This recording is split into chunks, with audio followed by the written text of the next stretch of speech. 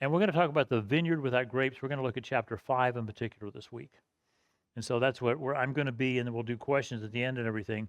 But I want to remind you very quickly that the book of Isaiah, I keep saying, is 1,292 verses, 66 chapters. It's covers between 40 and 60 years of the life of Isaiah. It is not one continuous message. It's not one continuous story. And so I think all of you have to remember that. I try to drill that into you so at some point it's going to stick. I remind you the two key themes of the book of Isaiah is judgment and hope. And judgment is immediate or will soon happen, and hope is a long way off for these people. And I want to share that this coming Sunday and next Wednesday, we kind of changed the pace. I'll mention at the end again, but Sunday we're talking about Isaiah, the 6th chapter.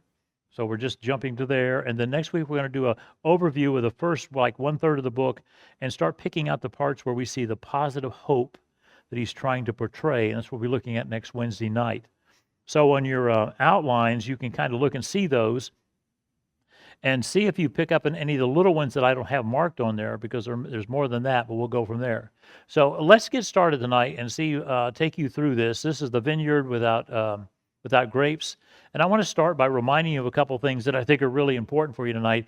The Old Testament, and the word testament here means covenant or contract, was a physical embodied by the nation of Judah and Jerusalem in Isaiah.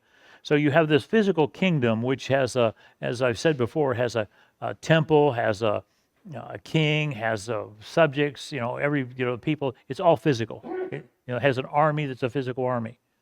In the New Testament, this covenant or contract, and that's what the word testament means. It means a contract. Is spiritually embodied by the church by Jesus the Christ, and I put it that way on purpose. Jesus the Christ. His last name isn't Christ. His last name, he is Jesus the Christ. And I think sometimes we shorten this up and we get it wrong. He is Jesus the Messiah, Jesus the promised one, Jesus the anointed one. He is the fulfillment of everything that God promised in the Old Testament, the fulfillment of everything we need to know. So when you hear somebody say, well, Jesus Christ, in your mind, put that word in there. He's Jesus the Christ. Because I think it's important for you to have and understand.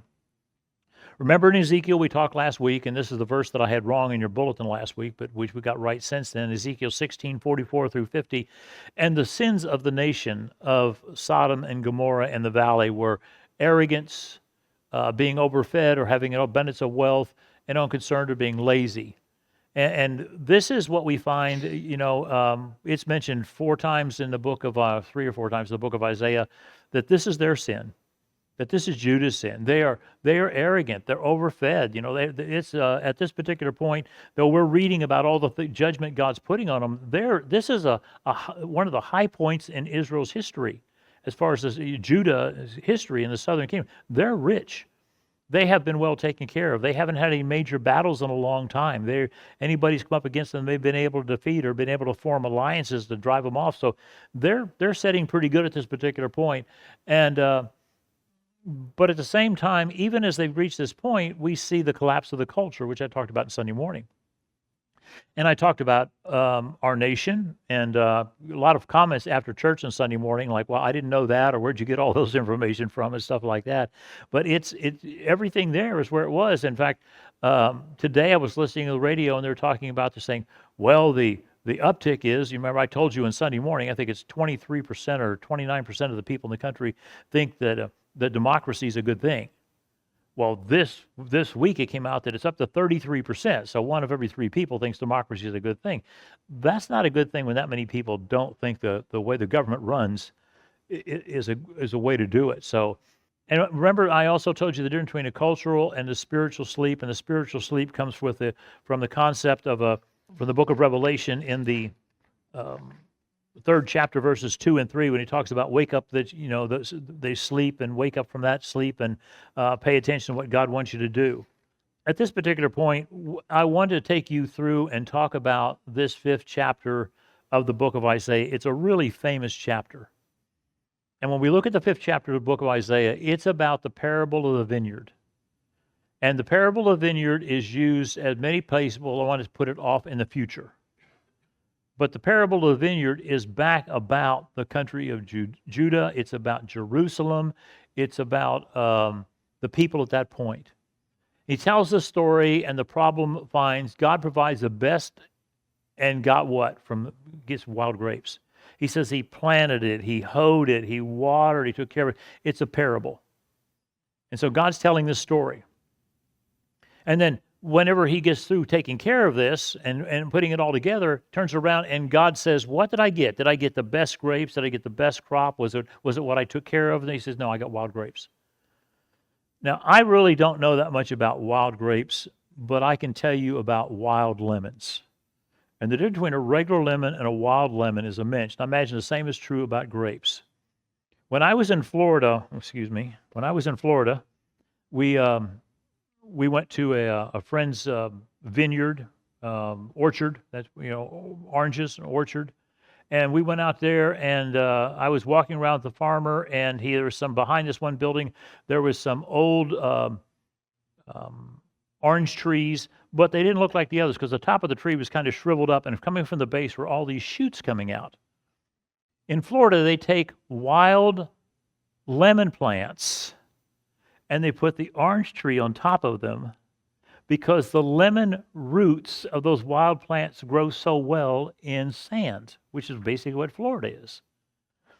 And so they have this, but what they have to do is all the time, those lemon plants and lemon trees are trying to put out suckers. They're trying to still make lemons. And you have to cut them off. And they spend a lot of time doing that every year, cutting off those suckers which come up. In this particular case, they had these lemons, and he had to take care of these trees. He said, these trees were bad. I just haven't got around to them. And there was these beautiful, these lemons were like this big and just beautiful. And it's just one of those things where, like, man, I would love to just, I like lemons, a little lemon taste, mouth kind of curls up a little bit like that, how that goes. And he said, try one. He said, those are wild lemons. Don't ever let anybody do that to you. My mouth curled up and came out the back of my head. Wild lemons are absolutely, you cannot eat them, you cannot use them. They're just so tart and bitter or whatever, and they just, your mouth, your jaw just, like I said, and he just standing there laughing at me, And then he explained to me that, these are suckers, and that's how they make them, but the key is on top. Here God is saying, I grew up these grapes, and I expected good grapes, and I got wild grapes. Or in this case, using my example, I got wild lemons. And he's saying, they're not any good for anything. This is not what I did all this work for. And I want to remind you that when we come to the book of Isaiah, we're not just looking at the people here and saying, well, these people have blown it. I want you to think about all the way back. When the people come out of Egypt and they're going across the desert, they've blown it. The first 40 years, that first generation has to die. And then we turn around, anybody over the age of 20 is going to die before they get over there so before they can go in the promised land. And then we come from there and we leave that period and we go to the period of basically the Judges. And when we read Judges, and the men, I hope you'll come to our Bible study this year, because Judges is all about this up and down. The people are going this way, and God gets a judge and gets them back up here, and then everything's all right. And as soon as the judge walks away, they go back down here. That's all the book of Judges is about. Is boom, boom, boom, boom, boom, and then they get done with the judges and they get kings. And the kings come along, and what do you end up with? Well, we've looked at the four kings we talked about here. We've talked Uzziah and Jotham and Ahaz and Hezekiah. Even the best one of those wasn't that good.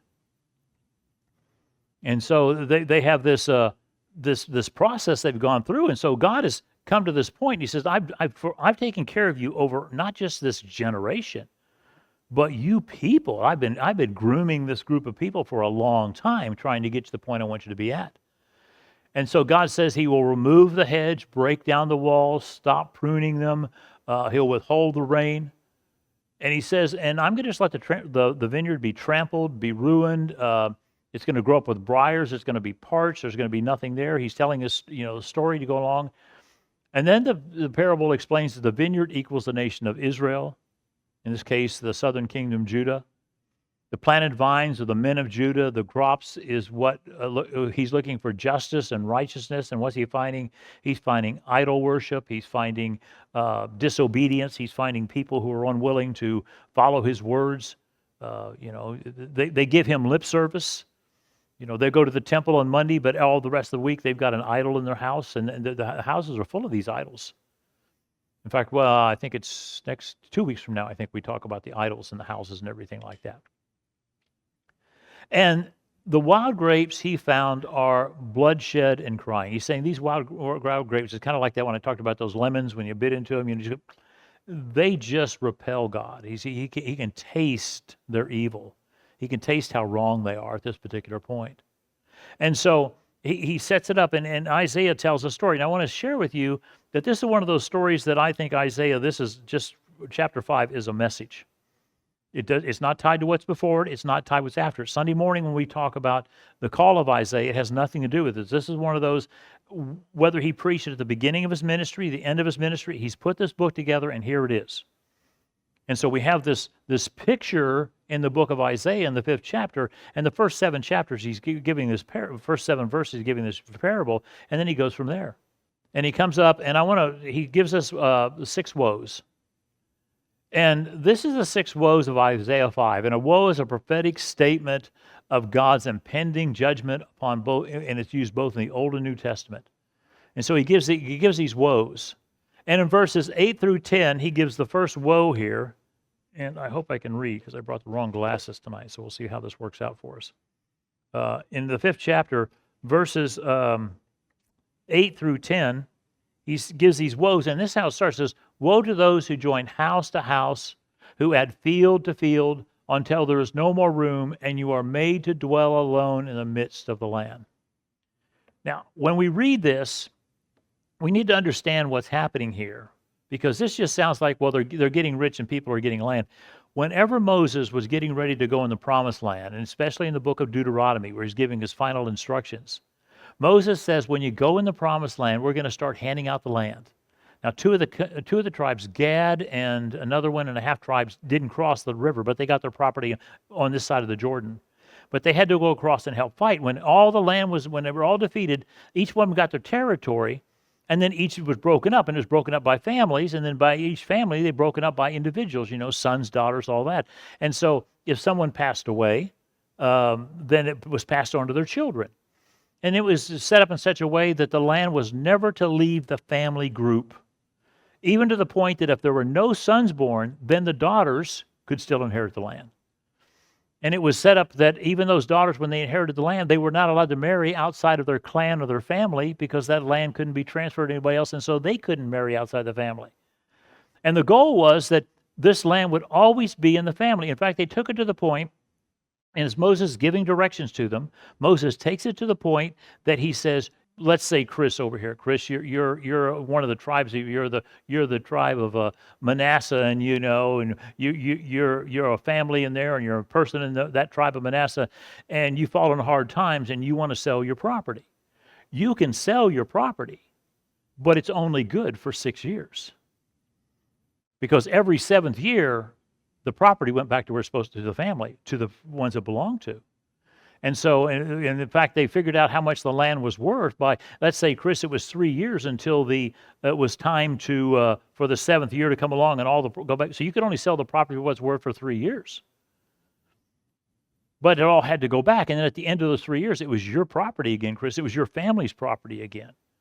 And so the property was to be like that. What's happened here, woe to those who join house to house and field to field. It's saying they're breaking the rules. They're going out and they're saying, I'm going to take Chris's stuff, I'm going to take Ray's stuff, I'm going to take David's stuff, and somebody's getting rich while everybody else is being pushed out, and they don't plan to give it back at the end of the 7 years. They're not following the laws. And they're just getting richer and richer and richer. And I don't know how many of you see some of the cells that we see, that they talk sometime on the internet about some of these stars and other people, how much they buy their houses for and how much they sell the houses for. What was it, Jennifer Aniston the other day? She just bought a house for $40 million or something like that, Somebody else just upgraded their house for $14 million, just did a little renovation on one end of it. It's like, but it's the same type of thing. It's such an abundance that it becomes absurd. And so what we're seeing here is that very thing. This is about greed. This is about having so much that you don't know what to do with it. The other day at the inauguration, and I'm keeping that, we'll just let it, that it happened, okay? But the other day at the inauguration, if you look back, and that one row sat 4 men worth $1.5 trillion. I cannot imagine what $1.5 trillion is. You know, I think in tens and hundreds. But those 5 men sitting there in a row were worth $1.5 trillion. I mean, how many other people, how many people like us would it take that we could have $1.5 trillion? I mean, you have to fill up some pretty big stadiums for that to happen. It becomes the point that there's excess, that there's so much. And it happens at every generation. It happens it's almost part of human nature without God. Remember that Rockefeller, when he was at his peak, he was probably worth, in our time, $3 or $4 trillion. And he's probably the richest man that ever lived at that particular point, as far as within a society in a time we live in right now. But that's what's happening here. This is about greed and its consequences. So here's the first woe. He says, woe to those who join households. Those people who are so greedy, that's all they think about, having more. And he's saying, at this particular point, God is saying through Isaiah, this is one of the things that really makes me angry. This is one of the things that I'm going to judge you people for this. And then he comes along and he says, the second one comes along. And as he's talking about the second one, it's in the 5th chapter, verses 11 through 17. And this is one of the longest sections they have on it. And I'll try to break it down here for you. He says, woe to those who rise early in the morning, that they may run after strong drink, who tarry late into the evening, as wine inflames them. And this is about indulgence. This is about addiction. This is about always wanting more, always looking for excitement, always looking for something you maybe have. This is self-centered. It leaves no room for God. It's about, what can I have? What makes me feel good? And when we start talking about addictions come in a lot of forms. Help me. What are some addictions you can think of? Real quick. Smoking's an addiction. Absolutely. It's another one. What's that? Drinking can be an addiction, absolutely. What's another one? Food can be an addiction. Very good. Most people don't like to admit it. What's that? Buying things can be an addiction. People who buy things. People trying to fill a void in their life. And so when we start talking about these addictions, this indulgence, so what makes me happy, going after pleasure, the things which we initially, all these things start out as pleasure. I mean, every one of them. They start out as something which you're enjoying, but after a while, it changes over. Instead of them being a pleasure, they become a parasite eating away at you, just digging into your very soul. One you didn't mention is probably the most prolific addiction in America today. What is it? Porn. Thank you. 67% of all Americans, at some time or another, within the next month, will look at porn of some sort or another. It's staggering what's happening with it. And then, just to take a side trip, in the state of Florida, they did the same thing that Texas and I think 3 or 4 other states have done. Florida just passed and had a law go into effect, I don't know if you're aware of this or not, saying that these online porn sites have to verify age, and people have to be 18 or older to go onto the porn sites. These porn people have decided, no, we won't do that. And so they shut Florida out, and they're hoping they put enough pressure, because I said how many people use it, put enough pressure on, and they're saying, no, you're violating our rights, and somebody might steal the information and find out who's using porn. It'd be easier to find out who's not using porn. But Florida did that, and so the number one porn site is run by Russians. In fact, they have bought up, this one site has bought up all the other major porn sites, and they got them all linked together at this particular point. But they have decided, no, we won't do that. We're going to try to wait them out, because we're not going to do it. They feel that if they give in to one state, all the states will require it. I think that every state should have the law. I think the U.S. should have a law that if you got to be 18 or older if you're going to see this stuff. We ought to be able to protect our children online. And they're saying, well, you're violating our freedom to produce a product. I'm saying, well, we don't let kids buy cigarettes. We don't let kids buy alcohol. We don't other things. I think it's coming. But I want to say that this indulgence, this addiction, and God is saying that their society had become, we'd already talked about that. Some people were gathering so much and get to themselves. Other people are just like, what can make me happy? What does it take to make me happy at this point?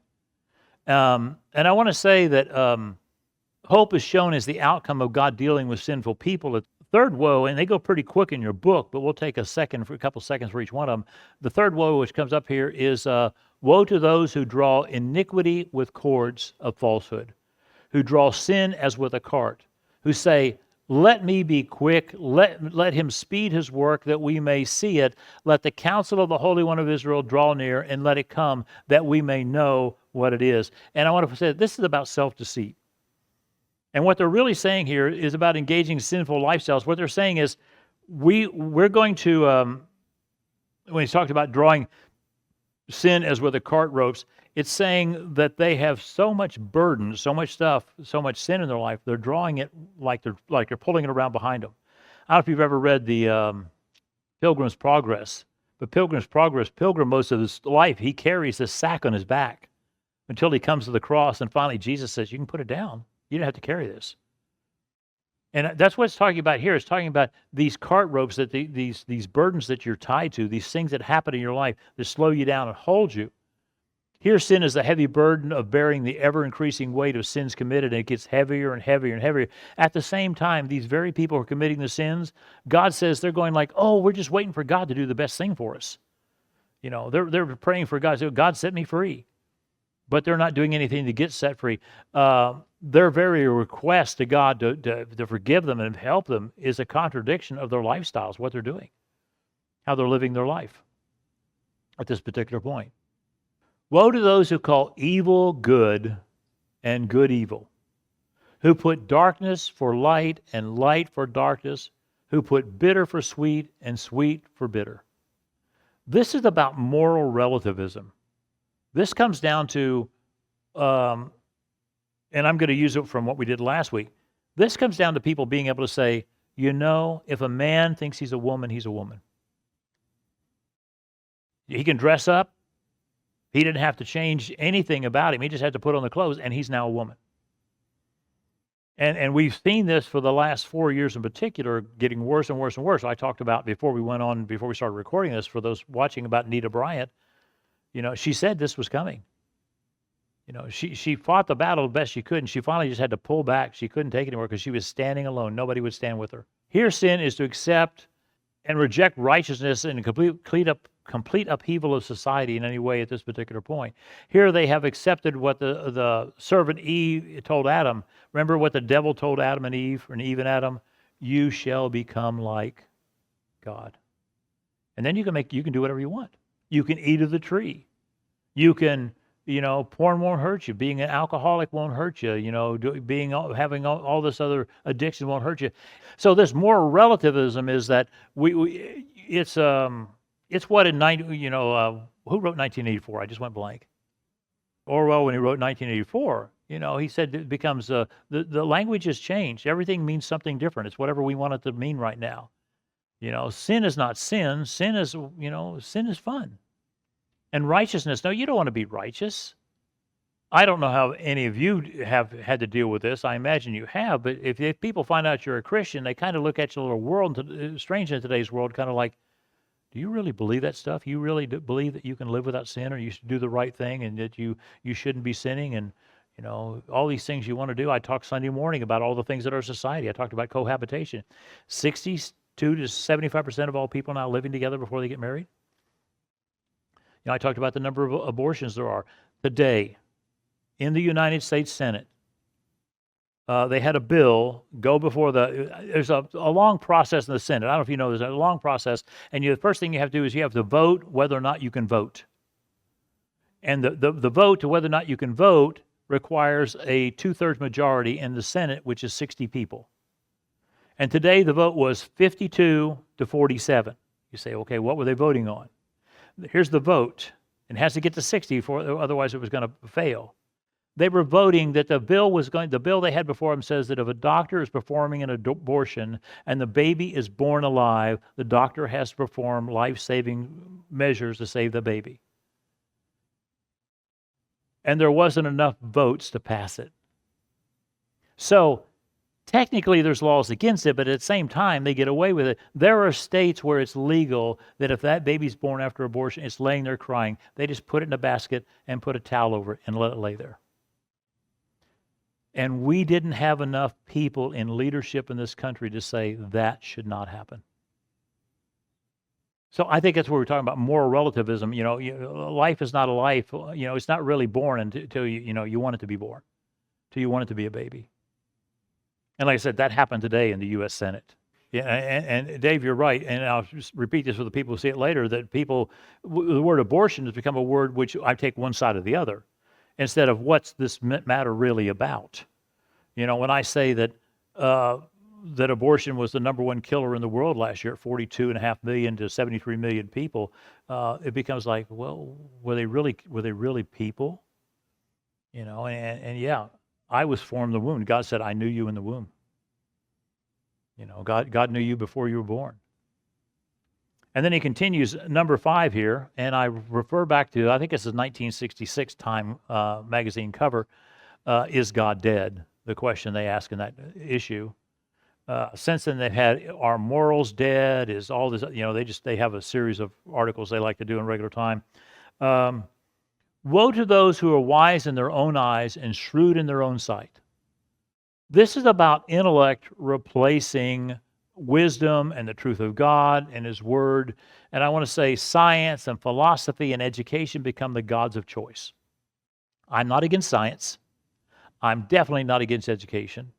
And I'm not against philosophy, because I think we can learn from each other. We learn from people around us, but I think there's a foundation in it. Men are so smart they no longer need gods. What's happened? And I think we come to this point, even where Time magazine in '66 said, "Is God dead?" Well, no, God's not dead. We've just decided not to pay attention to it. Proverbs 3:7 says, "But be not wise in your own eyes, fear the Lord, and turn away from evil."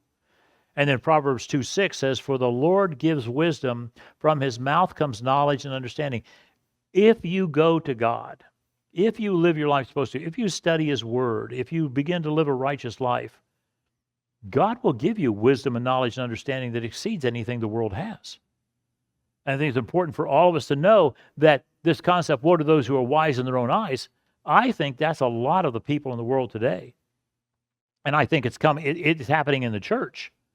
Where pastors can stand up and say, well, God didn't really mean that. And I wish it wasn't true, but I know pastors like that. Where they say, well, this over here, this has changed, and we're living in a different time than they were, and God is not the same then as He is now. But then I have to stop and say, didn't God say He was the same yesterday and today and forever? And though we may have to have been brought along in our process of knowing God and what's right and wrong, God has always had the same standards.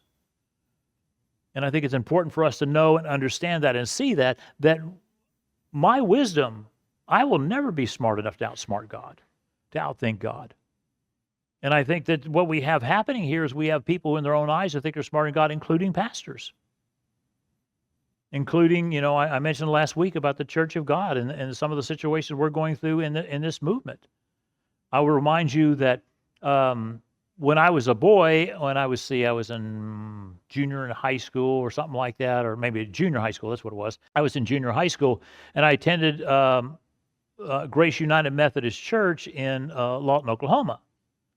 Well, Grace United Methodist Church in Lawton, Oklahoma, I have no idea where they are now, but they represented the teachings of Wesley and the teachings of the Bible and the teachings of the fathers that had gone before, and they were foundationally Christian.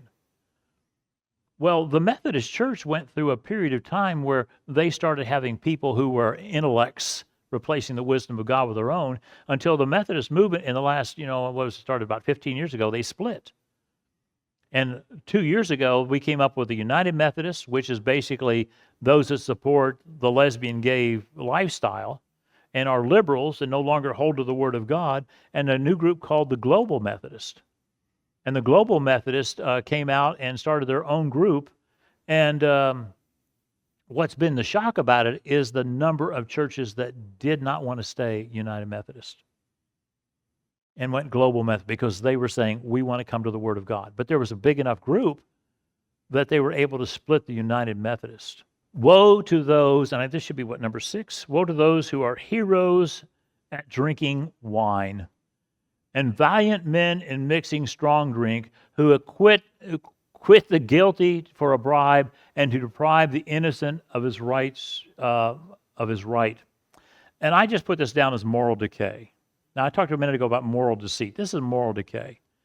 And I want to take that first part up there and talk about it in 2 parts. First, when we look at our society today, we look at some of the people that other people look up to. I'm appalled. You know? I mean, when you think about the heroes that people will run to and look for and get excited about, and the Hollywood elite and all their concepts in their homes, and how they try to live their lives in such a way, and they taunt the rest of the world what they're doing. It just amazes me that we hold up to heroes the people we do. Heroes should be people who are doing righteous things and good things, and and that type of thing. But the heroes of today are nothing like that at all. Until they fall, until they get caught, until they go to jail, and even then sometimes they still have a following.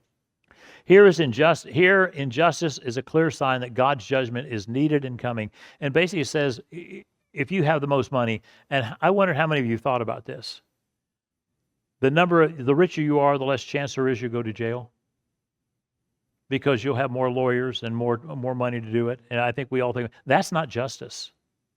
That's the injustice. What are those? And it says here, who acquit the guilty for a bribe, who let people go. And we live in a society where when I was a little kid, I have to tell you this, and I don't know why this was true. When I was a little kid, from the time I can remember until I got to be about 15, 16 years old, in between there, I always wanted to be a lawyer. I have no idea why. I thought it'd be cool to be a lawyer and help people in court. Now, I don't know any lawyers personally at this point. So if you're a lawyer, you know someone, and I offend them, too bad. That's how it's going to be. But I have no respect for that profession at this point. When it comes to the point that we spend more time with lawyers fighting about things and lying about things and using tactics to make evil good or keep evil in our lives, and keep it going. And the abortion issue is a perfect one. Abortion would have been stopped long ago with some certain laws were passed, but lawyers have come in, the ACLU and other people like it come in, and they fight it all the time and keep it going and find technicalities to keep it going. I'm going to tell you this. Hope it doesn't upset you. I believe in the death penalty. I believe that certain people have lost their right to live in this earth. They have become so vile and so bad, and so that keeping them in jail is a crime against society in itself. But do you know that the ACLU has fought for years and made it so that if you give someone the death penalty, it can be 20 to 25 years before they is carried out on technicalities. And they know that they're not going to win. They're just trying to say, because they're opposed to it, they're fighting every way they can to make the rest of us suffer through it, so that we'll just go, okay, we give up, we won't do it. And if you read, I'm trying to think of the book. He wrote The Breaking Point and several others like that. Anyway, I'll think of it at 3 o'clock in the morning, call all of you and tell you, okay? He just, one of his most recent books, he talked about this entire concept of injustice. He had a chapter on what happens in our jails. And our jails and our prisons have become societies of evil within themselves. And the prisoners that go from one to another, they actually have a society within it that a prisoner over here may be running 3 or 4 jails, and the people who are transferred are taking his orders back and forth to get them transferred on purpose. And that there's the guards are more afraid of the prisoners than the prisoners are of the guards in these prisons we have. because they know that there's nothing else they can do to them. All they've done is lock them up. There's no fear of anything else. That's the sixth one right there. And so he goes through the six, and he says, these things are some of the reasons why. You know, I talked Sunday morning, and I laid out those all the stuff about society. I broke it down in three parts: the family, the government, and the church, or religion. But here he's breaking it down differently. When you go through Isaiah, he'll hit this again. And some of the stuff I gave you for this week, in chapter 9, he talks about it in another way. There's, I forget how many there are there, but there's several of them in chapter 9. He goes through, he's just trying to make it clear to them, you people are messed up. You people are wrong with what you're doing. And so this word shows up twice at the end of the chapter at a point. It says, therefore. And when he says therefore, he's laying it out for them as the tongue of fire devours the stubble, and as dry grass sinks down in the flames, so their roots shall be rottenness, and their blossoms go up like dust, for they have rejected the law of the Lord of hosts, and have despised the word of the Holy One of Israel. God's actions are being directed to people who are not doing his will. I hope you understand the difference. At that point, it's a physical kingdom. I think that God is upset with the world today, but I think God can be more upset with church today, or some churches today, because that is his kingdom now, or at least represented. Here they represented God, and in representing God, they call themselves Jews or Jewish or Hebrews or the children of Abraham. And God's saying, if you are children of Abraham, if you're my children, if you're going to call yourselves Jews, if you're going to be the people of Israel, act like it. And I really think that in today's world, God would like to say to a lot of churches, act like it. If you're going to call yourselves Christians, like the Messiah, like the Anointed One, act like it. And I just wonder at what point God is going to say, I'm going to deal with churches. And nations, possibly. But mostly at this point, we're in the spiritual kingdom at this point.